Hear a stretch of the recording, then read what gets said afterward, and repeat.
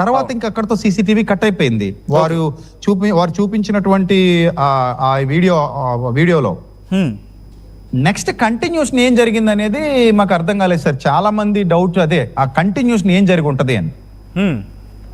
అంటే ఆ video footage వెళ్ళిన తర్వాత కింద నుంచి ఎవరైనా వచ్చి అటాక్ చేశారా, ఏం జరుగుండి ఉంటది? ఎందుకంటే బండి ఆయన మీద ఉంది కదండి, 200 కేజీలు బరువు ఉన్న రాయల్ ఎన్ఫీల్డ్ ఆయన మీద పడిపోతే మరి మొత్తం ఎముకలన్నీ విరిగిపోవాలి కదా.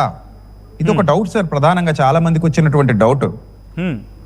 అది 200 కేజీ సార్, అది ఇంచుమించుగా బైక్. అది ఎగిరి ఆ బాడీ మీద పడిపోతే మొత్తం రిబ్స్ ఇరిగిపోవాలి, తొడ ఎముకలు ఇరిగిపోవాలి, తల పగిలిపోవాలి, చాలా జరగాలి కదా సార్. మరి అది ఏమైందనేది తెలియదు సార్, అది ఏమైందనేది తెలీదు. అంత హైట్ నుంచి ఎగిరి పడితే మరి అసలు అక్కడ బురద లేదు, ఆ మార్క్స్ వచ్చాయంటున్నారు, అవి ఎలా వచ్చాయి అర్థం కాలేదు. ఆ కారు ఏంటది, ఆ కారు ఓవర్టేక్ చేస్తున్నప్పుడు ఏమైనా తగిలి హిట్ అండ్ రన్ అది ఏమైనా ఫాలో అయ్యారా, ఎవరైనా ఆయన్ని ఎక్కడి నుంచైనా ఫాలో అయ్యారా, ఇవన్నీ కూడా మరి ఆ ఇన్వెస్టిగేషన్ లో తెలుస్తాయి సార్. మరి అవి వాటి కోసమే మేము ఎదురు చూస్తున్నాం, యావత్ క్రైస్తవ సమాజం ఎదురు చూస్తుంది. రైట్, మీరు అన్నట్టుగా ఇంట్రెస్టింగ్ గా అదే క్వశ్చన్స్ ని ఎస్పీ కూడా మెన్షన్ చేసిన పరిస్థితి. ఒకవేళ కనుక హిట్ అండ్ రన్ అయి ఉంటే కనుక ఆ బైక్ సంబంధించి ఆ మార్క్స్ కావచ్చు, లేదా డెంట్ కావచ్చు, అటు వెహికల్ మీద ఉంటుంది.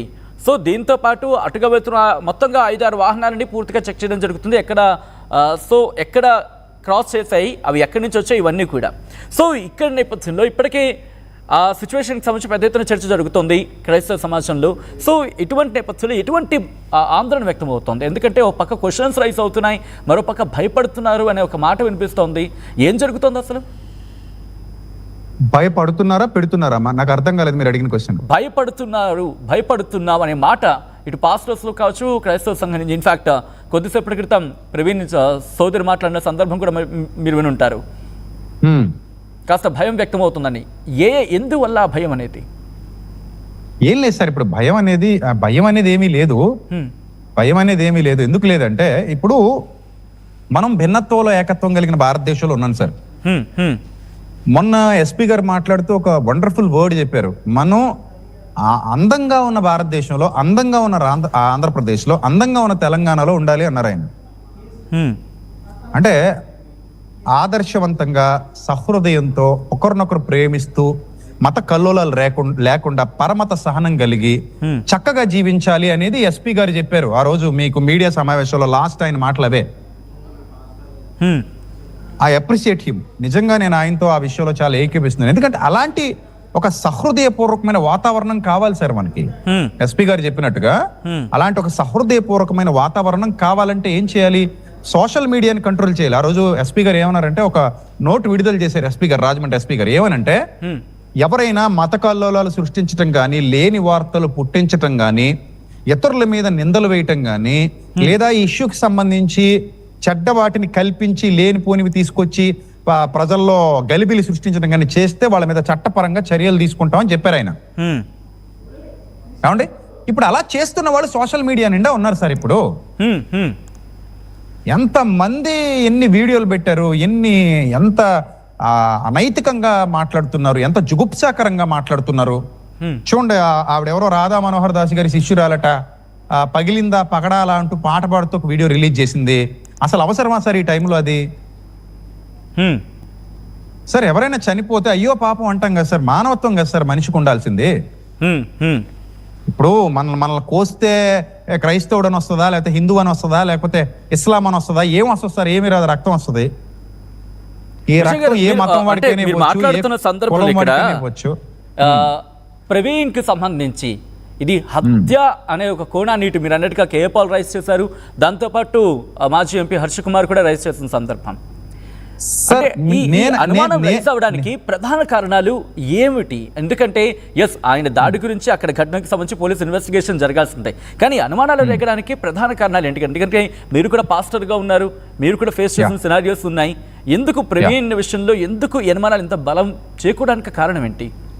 అంటే బలం చేకూరడానికి గల కారణం ఆయన ఏదో డిబేట్స్ చేశారని, కొంచెం లోతుగా అనాలిసిస్ చేసి కొన్ని బుక్స్ లో ఉన్నటువంటి విషయాలు పబ్లిక్ లో మాట్లాడారని, అలా మాట్లాడడం వల్ల కొందరి మనోభావాలు దెబ్బతిన్నాయని కొందరి వాదన.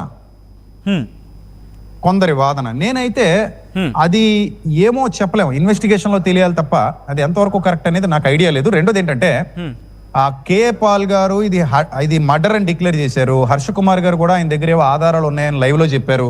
అవును, ఖచ్చితంగా ఇది మర్డరే అని చెప్పారు. కానీ నేను కానీ మా క్రైస్తవ్యంలో ఉన్న మాతో పాటు ఆ రోజున పెద్దలు కానీ అలాంటి స్టేట్మెంట్ ఎక్కడ ఇవ్వలేదు సార్, ఎంతవరకు ఇవ్వలేదు.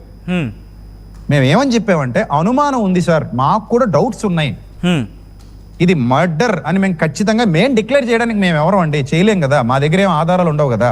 అవును, అనుమానాలు ఉంటాయి. ఒక సగటు పౌరుడిగా, సగటు భారతీయుడిగా, ఒక మంచి హోదాలో సామాజికంగా అందరితో కలిసిమెలిసి ఒక మంచి పొజిషన్ లో ఉన్న వ్యక్తులుగా మేము ఏం చెప్తామంటే, సార్ ఇది చూస్తూ ఉంటే మాకెందుకు ఈ డౌట్స్ వస్తున్నాయి, మా డౌట్స్ క్లారిఫై చేయండి అని అడుగుతున్నాం అంతే.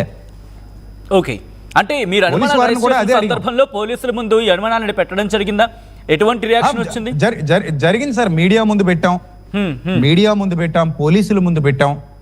ఏమన్నారు పోలీసులు? ఖచ్చితంగా ఇన్వెస్టిగేషన్ చేసి మీకు కరెక్ట్ నివేదిక ఇస్తామని చెప్పారు సార్ వాళ్ళు. ప్రైమరీ పోస్ట్ మార్టం రిపోర్ట్ అనేది ఇంకా రాలేదు సార్ మా దగ్గరికి, మాకే కాదు ఎవరికి ఇవ్వలేదు ఇంకా. ఐ థింక్ అది రేపు వస్తుందేమో అని ఎదురు చూస్తున్నాం. అది వస్తే దీనికి ఒక ఎండ్ కార్డు పడుతుందేమో అని ఆశపడుతున్నాం. మరి అంటే మీరు ఇక్కడ పోలీసులను ఆశ్రయించారు, పోలీసులకు సంబంధించిన అనుమానాలు వ్యక్తం చేశారు, కానీ ఇక్కడ నిష్పక్షపాతంగా దర్యాప్తు జరుగుతుంది అనుకుంటున్నారా? చూడాలి సార్, మరి పోస్ట్ మార్టం రిపోర్ట్ వచ్చిన తర్వాత మా అనుమానాలన్నీ వాళ్ళు నివృత్తి చేసేస్తే నిష్పక్షపాతంగా జరిగిందని అనుకుంటాం. ఇప్పుడు ఒక డౌట్ రేజ్ అయిందండి, ఇన్వెస్టిగేషన్ ఆఫీసర్స్ ఉంటారు, వాళ్ళకి తెలియదంటూ ఏం ఉండదు, వాళ్ళు ఆల్రెడీ వెల్ ట్రైన్డ్ వాళ్ళు మనిషిని చూసి చెప్పగలరు వాళ్ళ స్థితిగతులు ఏంటనేది, వాళ్ళ భావజాలం ఎలా ఉందనేది. మానసిక శాస్త్రాన్ని కూడా అధ్యయనం చేసిన వాళ్ళు ఉంటారు పోలీసు వారిలో. సో కాబట్టి వాళ్ళు ఖచ్చితంగా ఈ డౌట్స్ ఏవైతే ఇప్పటి వరకు మీ ద్వారా మా ద్వారా అనేక మంది క్రైస్తవ సమూహాల ద్వారా దేశ విదేశాల నుండి కూడా ఫేస్బుక్ లో సోషల్ మీడియాలో పోస్టులు పెడుతున్న వారి ద్వారా ఏవైతే డౌట్లు రేజ్ అయ్యాయో వాటన్నిటిని వాళ్ళు క్లారిఫై చేసుకుంటూ ఒక చక్కటి నివేదిక ఇచ్చేస్తే వీఆర్ ఆల్ హ్యాపీ సార్. నేను ఇప్పటికీ చెప్తున్నా, అది యాక్సిడెంటే అయితే అయ్యో పాపం అనుకుంటాం, ప్రేయర్ చేసుకుని మౌనంగా ఉంటాం, దేవుడు అలా అనుమతించాడేమో ఆయన జీవితంలో అనుకుంటాం. కానీ విజయ్ గారు, బహుశా మీరు ఈ మాట నడుచుకోవాలి, కానీ చాలా మెజారిటీ ఆఫ్ పీపుల్ నేను మాట్లాడిన సందర్భంలో కావచ్చు, లేకపోతే సోషల్ మీడియా వేదిక కావచ్చు, ఇది ప్రమాదంగా చిత్రీకరించే ప్రయత్నం చేస్తున్నారు. ఇది ప్రమాదం కాదు, ఇది హత్య చిత్రీకరించే ప్రయత్నం జరుగుతుంది చెప్పి రిపోర్ట్ కూడా ఇది ప్రమాదంగా వస్తుందని మాట్లాడుతున్న సందర్భం. ఇది హత్య అని అనడానికి నాకు కూడా చాలా డౌట్లు ఉన్నాయి సార్. నేను కూడా అది ప్రమాదమే అని నేను అనలేదు, అలానే హత్య అని కూడా నేను అనలేదు. అవును, మేము రెండింటి మధ్యలో పోలీసు వారి నివేదిక కోసం ఎదురు చూస్తున్నాం. అది ప్రమాదమా మాకు తెలియదు, అది కూడా మాకు తెలియదు.